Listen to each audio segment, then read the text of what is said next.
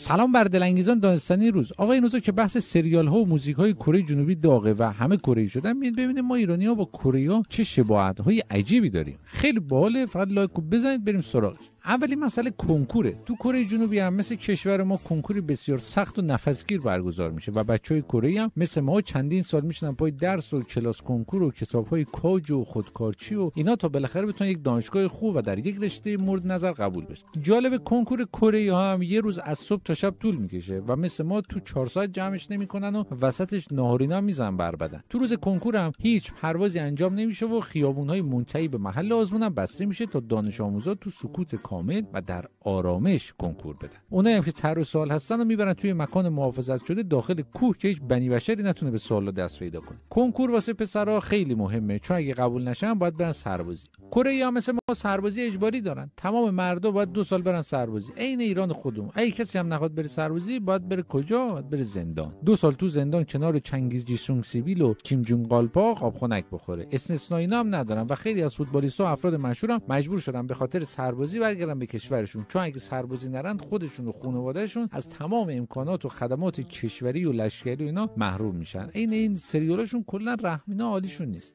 مورد بعدی عملهای زیبایی. خانم‌های کره‌ای هم مثل خانم‌های ما خیلی علاقه به عمل دماغ و ابرو و کشیدن پوست و پیکر تراشی و این داستانا دارن. واسه همینم دکترای زیبایی کره وقت سرخاروندن هم ندارن، به جاش جیباشون خیلی پرپوله و نونشون بدجور تو روغنه. جالب پسرای کره هم خیلی علاقه پیدا کردن به این جینگولک بازی‌ها. اونام واسه این که دخترها عقب نمونن میرن خودشون عمل میکنن و واقعا ما نمیفهمیم چرا. از پدرتون خجالت نمیکشین؟ از جناب جمون لاقت برید شما خجالت بکشید و به کار بدت خودتون فکر کنید. البته کار دکترای کره انصافا خیلی خوبه و لولو رو به صورت کامل میگیره و 4K هلو میکنه و از چین و تایلند هم دوستان کلی مشتری داره. اینایی که تو تایلند میبینید همشون تو کره قالب گیری شدن. تو کره هم دخترها مسئله مادر شوهر اینا دارن و تو سنت‌های کره احترام به بزرگترها و مخصوصا مادر شوهر خیلی مهمه و باید عروس بهشون خیلی احترام بذاره که اونجا هم باعث یه سری اتفاقات میشه. مثلا مادر شوهر میگه کیم ودوخ می آمن سلامه ول دخنان دلار راسه، یعنی چرا وقتی دختر خاله من اومد بهش خوب سلام نکردی ولی دختر خاله ننت اومد تو کمر